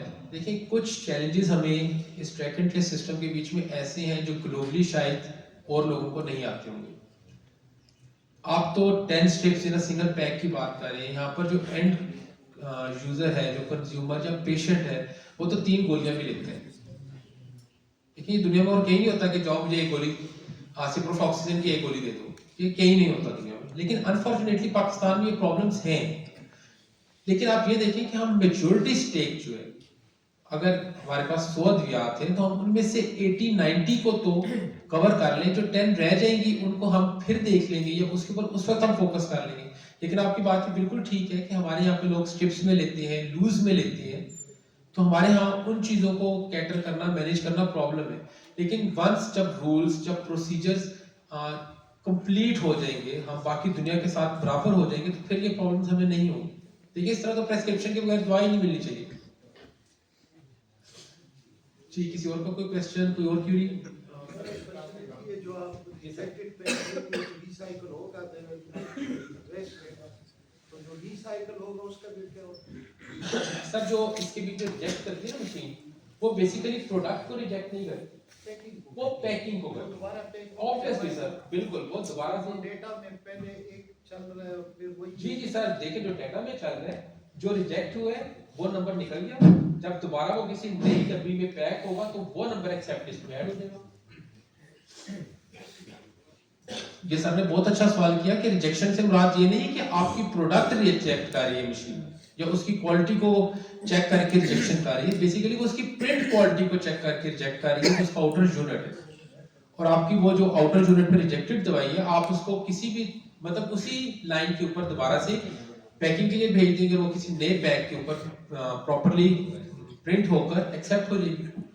हाँ, आपका वो पैकिंग मटेरियल जरूर जाया होता है, लेकिन वो भी आपको मैंने पहले ही बात बताई कि लेस देन 1% रिजेक्शन रेट है जो ट्रैक एंड ट्रेस की प्रॉपर मशीनरी है उसके ऊपर।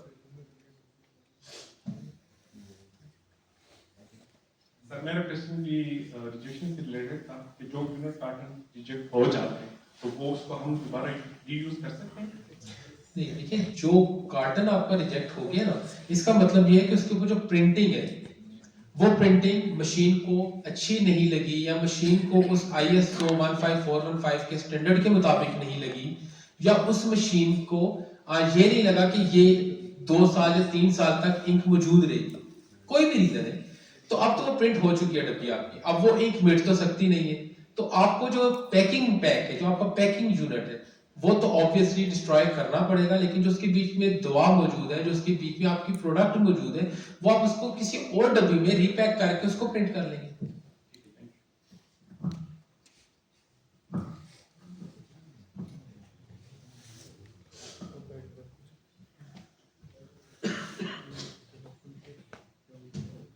जी, कोई और सवाल, कोई और क्वेश्चन, कोई और कंफ्यूजन आप लोगों को जो आप लोग पूछना चाहें, क्या आप लोगों को लगे कि ये आपके जहन में कोई स्टिल सवाल मौजूद है जिसका जवाब आप लोगों को नहीं मिला, इस प्रेजेंटेशन या इससे हटकर भी कोई चीज है जो कि MIS से रिलेटेड है, तो आप लोग वो भी पूछ सकते हैं। इस सिस्टम का जो प्रिंटर मशीन है, ये सीरियलाइजेशन और CTIN उस पे है, ये डेटा वहां से रिट्रीव कैसे होगा और फिर ड्रग को सबमिट कैसे होगा?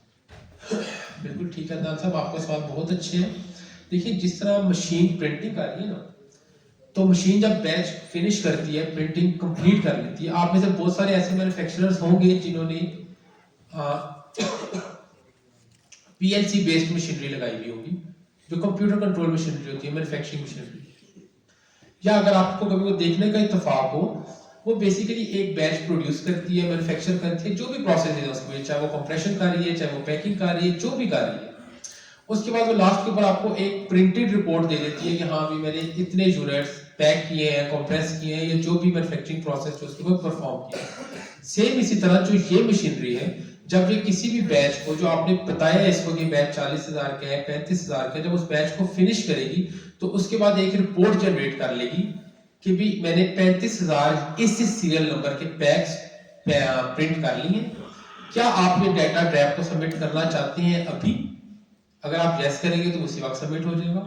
अगर आप कहते हैं नहीं मैंने मैन्युअली सबमिट करना है, तो वो आपको एक फाइल बना के दे देगी, जिस फाइल की एक्सटेंशन .xml या .json होगी, डिपेंड करता है सिनेरियो के ऊपर कि कौन सी है। करंटली वो .csv है, सेपरेटेड फाइल है, वो फाइल आपने अपने पोर्टल को ओपन करना है और वहां पर अपलोड का बटन दबा के उसको अपलोड कर देनी है। जिस तरह आप लोग अभी भी मल्टीपल प्रोसेसेस, मल्टीपल चीजों के बीच में अपना आईडी कार्ड अपलोड करते हैं अपने एयर टिकट्स के लिए, किसी भी मकसद के लिए, सेम उसी तरह अपलोड का एक बटन होगा, आप लोगों ने उस फाइल को अटैच करके अपलोड कर देना। सर क्या मशीन में कोई टेक्निकल इस तरह इंफॉर्मेशन है, अगर इसमें कोई टेक्निकल फॉल्ट आ जाता है तो ये एक्सेप्ट और रिजेक्ट नहीं कर रहा, तो उसका हमें कैसे पता चलेगा? देखिए वैसे जो नॉर्मली ये मशीनें हैं, ये माइक्रो कंट्रोलर बेस्ड है या पीएलसी बेस्ड है, अगर इनके बीच में ऐसा कोई एरर हो, क्योंकि इसके लिए मल्टीपल सेंसर्स भी लगे होते हैं मशीनरी में, अगर कोई ऐसा एरर हो तो ऑब्वियसली ये मशीन खुद जो है अलार्म कर देती है कि भाई इस वक्त मेरा ये फीचर काम नहीं कर रहा। लेकिन आपका जो प्रोवाइडर होगा जिससे आप ये मशीन खरीद रहे होंगे, वो भी आपको इसकी ट्रेनिंग देगा, क्योंकि हर मशीन का मुख्तलिफ तरीके है। मे भी किसी के ऊपर एक बीकन लगा हुआ है जिसकी रेड लाइट जल जाती है जब वो सिस्टम कंप्लीटली काम नहीं कर सकता। मे भी किसी की स्क्रीन के ऊपर डिस्प्ले हो जाता है कि machine is out of order. देखिए मल्टीपल मशीनरी मल्टीपल तरीके से लाभ कर सकती है। ये तो आपको आपका जो सॉल्यूशन प्रोवाइडर है, जो आपका इक्विपमेंट प्रोवाइडर है, वो बेहतर बता सकते हैं।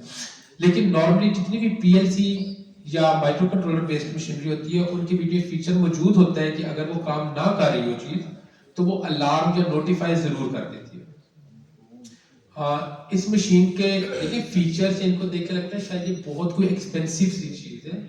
इनफैक्ट ऐसा नहीं है। हमने मिनिस्टर साहब के पास कुछ मैन्युफैक्चरर्स को बुलाया और हमने उनसे पूछा, मैन्युफैक्चरर से, मिनिस्टर साहब की मौजूदगी में, कि भी इस मशीनरी की क्या कॉस्ट होगी।